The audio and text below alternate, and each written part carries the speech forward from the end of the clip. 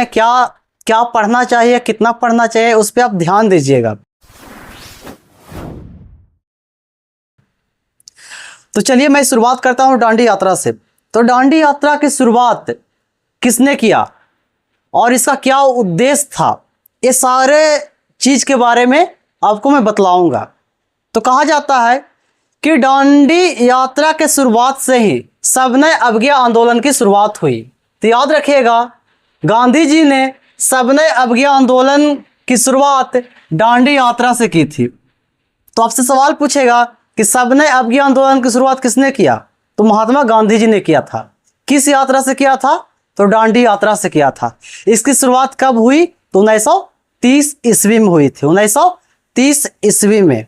मैं फिर से बताना चाहता हूं, डांडी यात्रा की शुरुआत किसने किया और डांडी यात्रा से किस आंदोलन की शुरुआत हुई, ये सारे चीज आप फोकस करिएगा और कॉपी में से नोट जरूर करिएगा। तो डांडी यात्रा की शुरुआत सबसे पहले महात्मा गांधी जी ने किया था। किसने किया था, महात्मा गांधी जी ने किया था।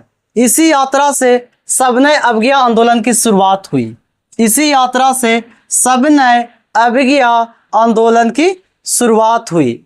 इस यात्रा की शुरुआत कहाँ से हुई, तो इस यात्रा की शुरुआत साबरमती आश्रम से हुई थी। इस यात्रा की शुरुआत कहाँ से हुई, तो साबरमती आश्रम से हुई थी और इसकी शुरुआत हुई थी 12 मार्च 1930 ईस्वी को, क्योंकि गांधी जी को डांडी पहुंचना था। कहाँ पहुंचना था, डांडी। और डांडी कहाँ पड़ता है, गुजरात में पड़ता है। और साबरमती आश्रम भी कहाँ है, तो गुजरात के अहमदाबाद में है। तो ध्यान से सुनिएगा, इसकी शुरुआत 12 मार्च 1930 ईस्वी को साबरमती आश्रम से हुई। डांडी यात्रा की शुरुआत 12 मार्च 1930 ईस्वी को साबरमती आश्रम से हुई और गांधी जी ने वहां से 78 अनुयायियों के साथ डांडी यात्रा के लिए चल दिए। कितने अनुयायियों के साथ, तो 78 अनुयायियों के साथ। यह 78 अनुयायी उनके विश्वासी लोग थे, जिन पे उन्हें बहुत ज्यादा भरोसा था। तो इन्होंने साबरमती आश्रम से 78 अनुयायियों के साथ डांडी के लिए चल दिए। किसके लिए, तो डांडी के लिए चल दिए। और यह सफर 24 दिनों का रहा। यह सफर कितने दिनों का रहा, तो 24 दिनों का। और इस 24 दिनों में महात्मा गांधी जी और उनके जो मित्र थे, कुल मतलब आपस में मिलके 24 दिनों इन्होंने 250 किलोमीटर का यात्रा करते हुए 5 अप्रैल को डांडी पहुंचे।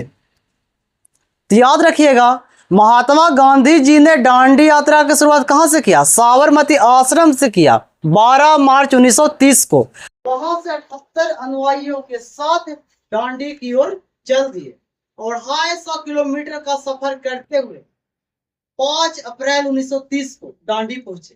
5 अप्रैल 1930 को कहां पहुंचे, तो डांडी पहुंचे। याद रखिएगा, 5 अप्रैल 1930 को महात्मा गांधी अपने दोस्तों के साथ डांडी पहुंचे। उसके अगले दिन मतलब 6 अप्रैल 1930 को 6 अप्रैल 1930 को समुद्र के पानी से नमक बनाकर ब्रिटिश कानून का उल्लंघन किया। किसका उल्लंघन किया जी, तो ब्रिटिश कानून का उल्लंघन किया। अब समझने का बात यह है कि यह ब्रिटिश कानून का उल्लंघन क्या है। इन्होंने डांडी यात्रा की शुरुआत क्यों किया, तो सुनिएगा। डांडी यात्रा की शुरुआत करने का एक उद्देश्य यह था, इनका कहना था कि मैं बहुत बड़ा आंदोलन लाऊंगा जिसका नाम था सविनय अवज्ञा आंदोलन।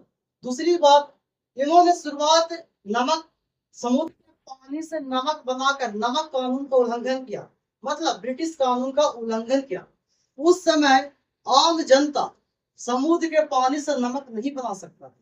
उस समय अंग्रेजों ने एक नियम लाया कि जो आम पब्लिक है वह समुद्र के पानी से नमक नहीं बना सकता। अगर कोई इसका उल्लंघन करता है तो उस पर कार्रवाई की जाएगी। और गांधी जी ने बिल्कुल वैसा ही किया। उन्होंने क्या किया, समुद्र के पानी से उन्होंने क्या बनाया, नमक बनाया और ब्रिटिश कानून का उल्लंघन कर दिया, जिसके कारण उन्हें गिरफ्तार भी कर लिया। अंग्रेजों ने क्या किया, गिरफ्तार करके जेल में डाल दिया। इसमें कई लाख लोगों ने भाग लिया। इसमें लगभग 60,000 लोग गिरफ्तार भी हुए। 60,000 लोग। तो याद रखिएगा, इसका सिर्फ एक ही उद्देश्य था, समुद्र के पानी से नमक बनाकर नमक कानून का उल्लंघन करना, मतलब ब्रिटिश कानून का उल्लंघन करना। क्योंकि उस समय आम जनता नमक मतलब समुद्र के पानी से नमक नहीं बना सकता था। उतना ही नहीं, उस समय ब्रिटिश ने नमक पर टैक्स लेता था भारतीयों से। उस समय नमक पर टैक्स लगता था।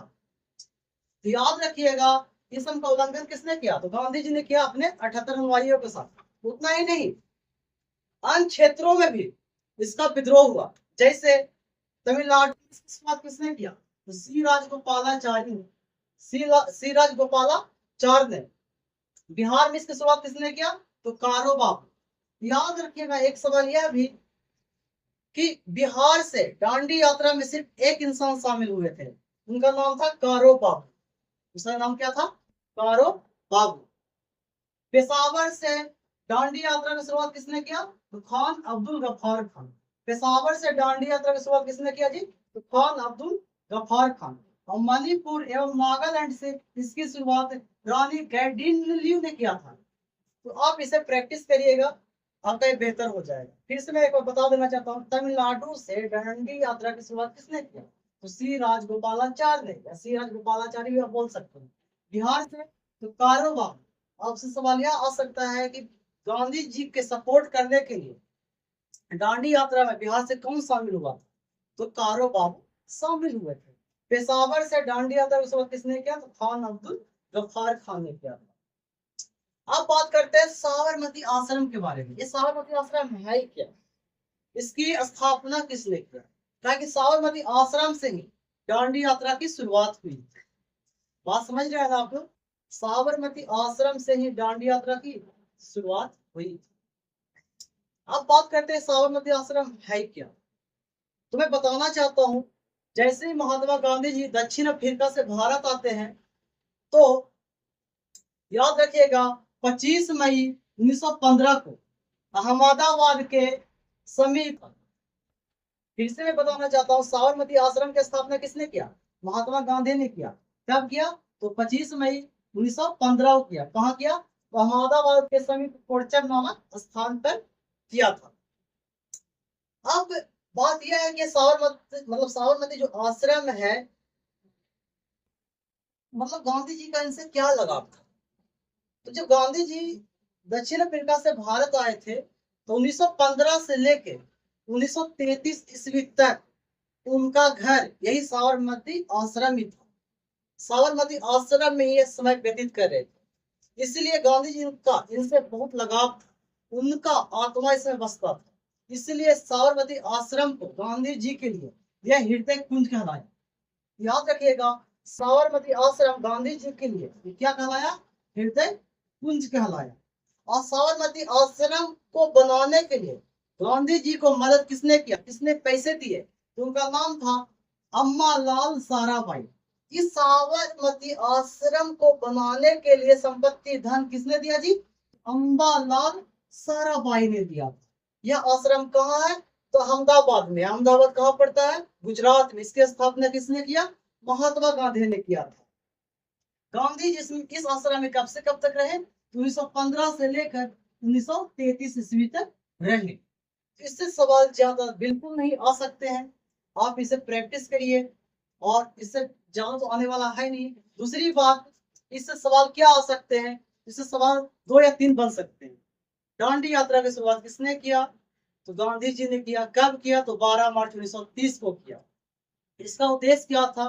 तो ब्रिटिश कानून का उल्लंघन करना, मतलब समुद्र के पानी से नमक बनाकर ब्रिटिश कानून का उल्लंघन करना, यानी नमक कानून का उल्लंघन करना। उस समय आम पब्लिक नमक नहीं बना सकता था, ऊपर से टैक्स भी लगता था नमक पे।